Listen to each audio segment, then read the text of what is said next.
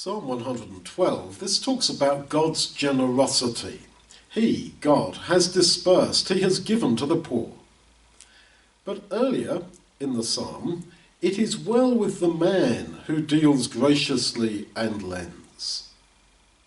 So, he's saying that because God is so generous by nature, so outgiving, and has a special interest in giving to the poor and dispersing what he has, we also should deal graciously and lend.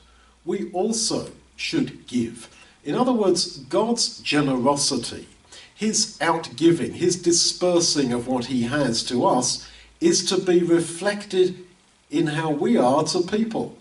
And in fact, that verse about God dispersing and giving to the poor is quoted in the New Testament by Paul to the Corinthians as an encouragement to them to be generous to their poorer brothers. And Paul quotes it and makes a big deal about the word grace, which means a gift. We have been given so much, not simply materially, but especially the gift of his grace, his gift, his free, open acceptance of us.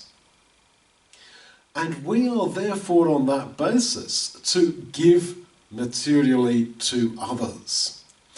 Real generosity, not just pennies, but real generosity of spirit, is, I think, quite alien to how we naturally are.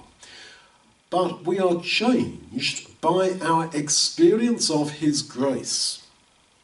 Now, if you don't accept that you are a serious sinner, you won't really have any real sense of his grace.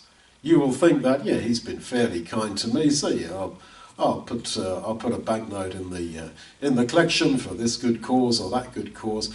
And that's not quite the spirit.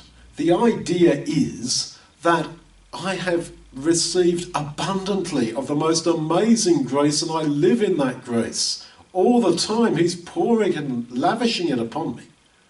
I therefore will give. I will become a generous, spirited person, not simply giving money, but in forgiveness, in love, in kindness.